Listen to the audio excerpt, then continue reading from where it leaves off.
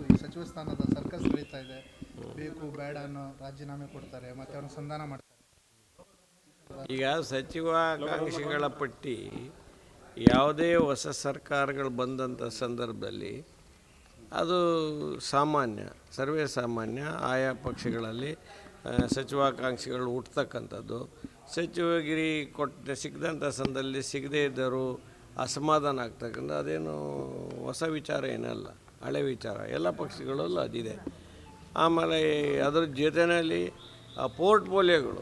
ಪೋರ್ಟ್ಫೋಲಿಯೋಗಳು ಇಂಥದ್ದೇ ಪೋರ್ಟ್ಫೋಲಿಯೋ ಬೇಕು ಅಂತ ಕೇಳ್ತಾರಲ್ಲ, ಆ ವಿಚಾರದಲ್ಲಿ ಒಬ್ಬ ಶಾಸಕನಾಗಿ, ಒಬ್ಬ ಸಾಮಾನ್ಯ ಈ ನಾಡಿನ ಪ್ರಜೆಯಾಗಿ ನಾನು ಹೇಳ್ತಕ್ಕಂಥದ್ದು, ಸಚಿವಾಕಾಂಕ್ಷಿಗಳಾಗ್ತಕ್ಕಂಥದ್ದು ಸಹಜ. ಅದು ಶಾಸಕರಾದವರು ಕೇಳಲಿಯಪ್ಪ. ಆದರೆ ನನಗೆ ಇಂಥದ್ದೇ ಪೋರ್ಟ್ಫೋಲಿಯೋ ಬೇಕು ಅಂತ ಕೇಳ್ತಾರಲ್ಲ, ಅದು ಅಕ್ಷಮ್ಯ ಅಪರಾಧ. ಅದು ಯಾಕೆಂದರೆ ಪ್ರಜಾಪ್ರಭುತ್ವ ವ್ಯವಸ್ಥೆಯಲ್ಲಿ ನೀವು ಮಾತಾಡುವಾಗ ಮಾತಾಡ್ತೀರಿ, ಪಕ್ಷ ಸಿದ್ಧಾಂತ, ಪಕ್ಷ ಏನು ಹೇಳುತ್ತೆ, ಪಕ್ಷ ಏನು ಜವಾಬ್ದಾರಿ ಕೊಡ್ತಾರೆ ಅದು ಮಾಡ್ತೀವಿ ಅಂತ ಯಾಕೆ ನೀವು ಹೇಳಿಲ್ಲ? ಎಲ್ಲರೂ ಹೇಳಿದ್ದೀರಿ. ಹೇಳಿ ಆದಮೇಲೆ ಪಕ್ಷ ನಿಮಗೆ ಇಂಥದ್ದೊಂದು ಜವಾಬ್ದಾರಿ ವಹಿಸ್ತೆ. ಆ ಪಕ್ಷ ಜವಾಬ್ದಾರಿ ವಹಿಸೋದು ಈ ನಾಡಿನ ಎಲ್ಲ ಜನರ, ಎಲ್ಲ ವರ್ಗದ, irrespective of party, irrespective of ಕ್ಯಾಡರು, ಎಲ್ಲ ವರ್ಗದ ಜನರ ಸೇವೆ ಮಾಡಿ ಅಂತ ನಿಮಗೆ ಒಂದು ಪೋರ್ಟ್ಫೋಲಿಯೋ ಕೊಡೋದು ಅಧಿಕಾರ ಇದ್ದಂಥ ಸಂದರ್ಭದಲ್ಲಿ. ನನಗೆ ಈ ಸಚಿವನಾದರೆ ನಾನು ಸೇವೆ ಮಾಡೋಕ್ಕಾಗತ್ತೆ, ಇನ್ನೊಂದು ಸಚಿವನಾದರೆ ಸೇವೆ ಮಾಡೋಕ್ಕಾಗಲ್ಲ ಅಂತ ಹೇಳ್ತಾರಲ್ಲ, ಅದು ಮೂರ್ಖತನ. ಅದು ಯಾಕಾಗೋದಿಲ್ಲ? ಒಬ್ಬ ಶಾಸಕನಾಗಿ ಸೇವೆ ಮಾಡೋಕ್ಕಾಗಲ್ವ? ಆಯಿತು, ಶಾಸಕನ ಆದಾಗ ಒಂದು ಪಕ್ಷ ಅಧಿಕಾರಕ್ಕೆ ಬಂದಾಗ ನಾನು ಸಚಿವನ ಮಾಡಿ ಅಂತ ಕೇಳ್ತಕ್ಕಂಥದ್ದು ಅದು ಅವರು ರೈಟ್. ಆ ರೈಟ್ ಸಿಗದೇ ಇದ್ದಾಗ ಅವ್ರನ್ನ ಯಾವ ರೀತಿ ಅವ್ರ ಪಕ್ಷದವರು ಅವ್ರು ಹೇಳ್ಕೊಳ್ಳಿ ಬಿಡ್ರಿ.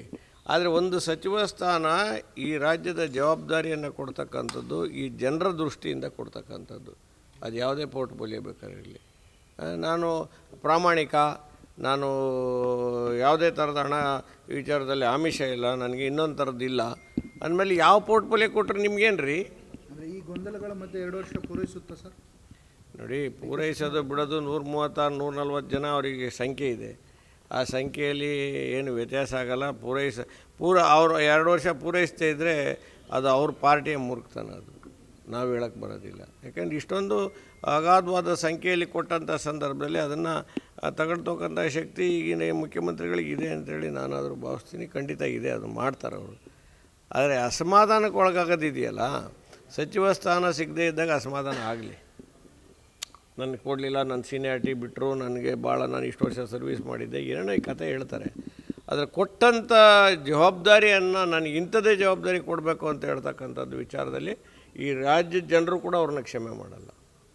ಯಾರು ಕೂಡ ಕ್ಷಮೆ ಮಾಡಲ್ಲ, ಯಾರೇ ಹೇಳಿರಲಿ ಅದು. ಆದರೂ ನನಗೆಲ್ಲ ಒಂದು ಕಡೆ ಕಾಣ್ತದೆ.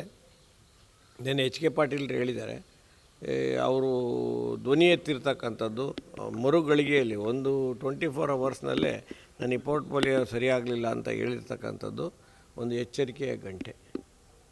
ಎಲ್ಲೋ ಕಾಣದ ಕೈಗಳು ತುಂಬ ಕೆಲಸ ಮಾಡ್ತವೆ.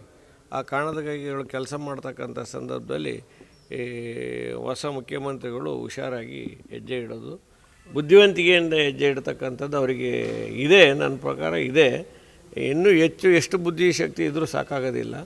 ಹಾಗಾಗಿ ಅವ್ರ ಇಂಟೆಲಿಜೆನ್ಸಿ ರಿಪೋರ್ಟು ಏನೇನೋ ಇರ್ತದಲ್ಲ, ಅದನ್ನು ಅರಿತು 2 ವರ್ಷ ಪೂರೈಸಿ ಒಳ್ಳೆಯ ಆಡಳಿತವನ್ನು ಈ ಜನರಿಗೆ ಕೊಡಲಿ ಅಂತೇಳಿ ನಾನಾದರೂ ಕೂಡ ಆಶಿಸ್ತೇನೆ. Thank you. ನ್ಯೂಸ್ ಫಸ್ಟ್, ನಿರ್ಭೀತಿಯಿಂದ ನಿಮ್ಮ ಪರವಾಗಿ.